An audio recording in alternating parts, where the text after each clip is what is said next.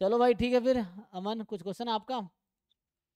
Sir हाँ प्रणाम sir. CSIR net में वो स्टैट का सिलेबस नहीं, मैथमेटिकल साइंस का दिखा रहा है। सीएसआर नेट में स्टैटिस्टिक्स है ही नहीं। सीएसआर नेट अभी मैथमेटिकल साइंस के नाम से ही है। उसमें मैथ के बच्चे हाँ हो, चाहे स्टैट्स के बच्चे हो, चाहे ऑपरेशन रिसर्च के बच्चे हो, इन तीनों जो एमएससी मैथ किया हो या स्टैट्स किया हो या ओआर में किया हो, इन तीनों को मैथमेटिकल साइंस ही देना पड़ेगा सीएसआर का।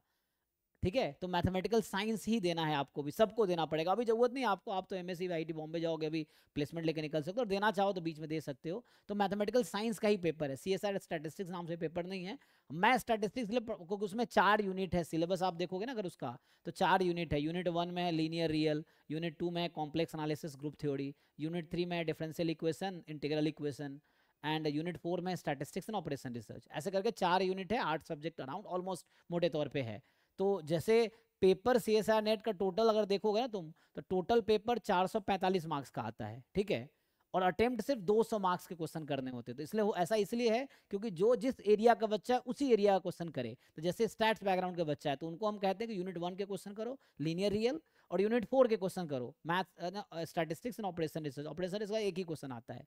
तो इससे इतना कर लेगा तो उसका एग्जाम क्वालिफाई हो जाएगा, क्योंकि साढ़े 400 मार्क्स का ऑलमोस्ट पेपर है, 445 मार्क्स का, 200 मार्क्स का ही अटेम्प्ट करना है। तो वो उतने से ही काम हो जाएगा। तो आप यूनिट 1 यूनिट 4 का सिलेबस ऑलरेडी आपने जैम में पढ़ा है, गेट में भी वही है, नेट में भी वही है ना, लीनियर रियल और स्टैटिस्टिक्स थोड़ा बहुत ज़्यादा है नेट में, हालांकि गेट में कम है, नेट में और बहुत ज़्यादा है। पूरा एमएससी का लगभग सिलेबस उन्होंने दे दिया है नेट के स्टैटिस्टिक्स में। तो ये कर सकते हो, यूनिट 1 4 से हो जाएगा। तो उनको मैथमेटिकल साइंस का ही पेपर अभी देना पड़ेगा। बातचीत चल रही है कि स्टैटिस्टिक्स का अलग हो जाएगा तो बच्चों के लिए आसान हो जाएगा, है ना।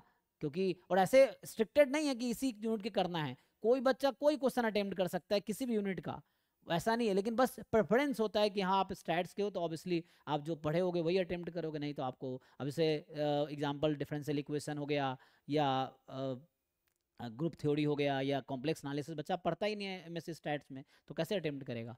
तो जो उस जिस बैकग्राउंड को बच्चा उस बैकग्राउंड को क्वेश्चन करेगा, ठीक है।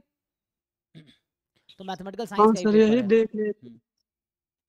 जैसे यही देख रहे थे वीडियो जैसे आपका वाला, जैम एक ने जैम अपलोड किया स्टैट्स है ना, था। जैसे जैम स्टैट्स अलग है और जैम मैथ अलग है, गेट स्टैट्स अलग है, गेट मैथ्स अलग। गेट स्टैट्स भी 2019 में अलग हुआ, उससे पहले गेट मैथ के साथ ही होता था, जैसे अभी नेट हो रहा है। तो आगे बात चल रही, हो सकता है नेट स्टैटिस्टिक्स अलग हो जाए, मैथमेटिक्स अलग हो जाए, है ना। लेकिन अभी तो साथ ही है, तो वही देखना पड़ेगा आपको, मैथमेटिकल साइंस का ही देखना पड़ेगा।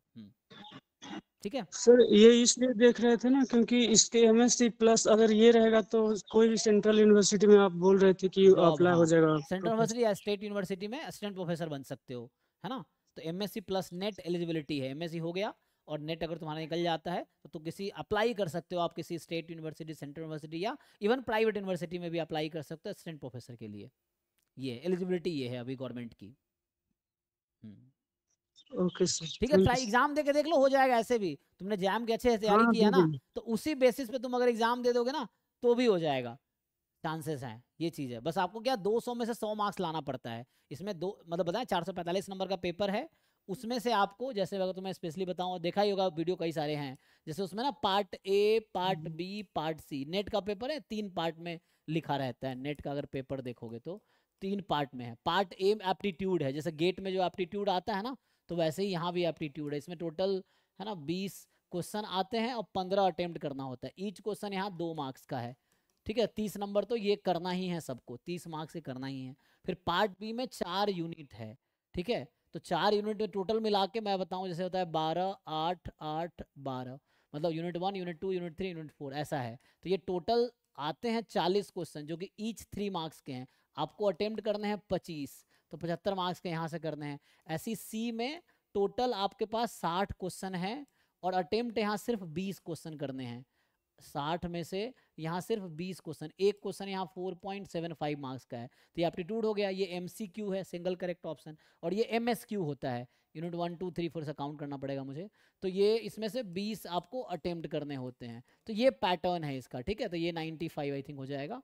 तो ठीक है, तो ये इस तरह से है कि यूनिट 1 में 20 में 15 करने, यूनिट भी 40 में से कोई भी 25 कर सकता है, रेस्ट्रिक्शन नहीं है, एनी 25 यू कैन डू। 60 में से एनी 20 कर सकते हो। तो ये MSQ है, एक ऑप्शन, 2 ऑप्शन, 3 ऑप्शन, चारों ऑप्शन भी करेक्ट। जैसे जैम में आता है MSQ, गेट में आता है MSQ, तो वैसे ही। तो यहाँ NAT नहीं आता, ये MCQ है। इधर पार्ट बी MCQ है और ये MSQ है, ये न्यूमेरिकल आंसर टाइप, ये भी MCQ में ही आता है, एप्टीट्यूड इसमें आता है लेकिन।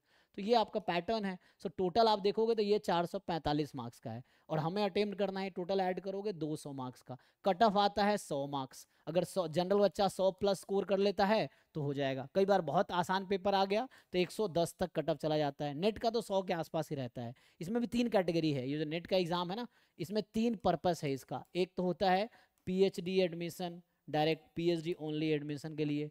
एक होता है JRF, एक होता है नेट। नेट को ही लेक्चररशिप बोलते हैं। तो ये जॉब के लिए ये चाहिए, ठीक है। JRF PhD एडमिशन के लिए चाहिए विद फेलोशिप, ये PhD एडमिशन होगा विदाउट फेलोशिप। तो ये 3 पर्पस है नेट का।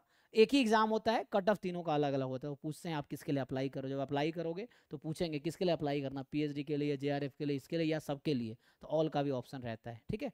तो एक बार एग्जाम दे के देखोगे सारा आइडिया हो जाएगा। अभी अब आप PYQ कर रहे हो, करके देख लो। बाकी जितना पढ़े हो जैम में ना, उतने पढ़ के भी ढंग से एग्जाम दे दोगे तो क्वालिफाई हो जाएगा, क्योंकि लीनियर रियल तो पढ़े ही हो, तो यूनिट 1 का वहाँ से हो जाएगा, स्टैट्स पढ़े ही हो, और बीच में थोड़े बहुत अगर कर सकते हो बाकी टॉपिक के तो ठीक है, नहीं तो ट्राई करके देख लो। 100 नंबर लाने हैं तुम्हें, 200 में अटेम्प्ट करना है इतने में से। सो हो सकता है कि अगर अच्छा लेवल हो तो क्वालिफाई कर लोगे। ऐसे पहले बच्चे रहे हैं जिन्होंने जैम के साथ नेट और गेट दोनों क्वालिफाई किया है इस तरह से। ठीक है, हाँ सर, हो गया। ठीक सर। ठीक है, थैंक यू। हाँ।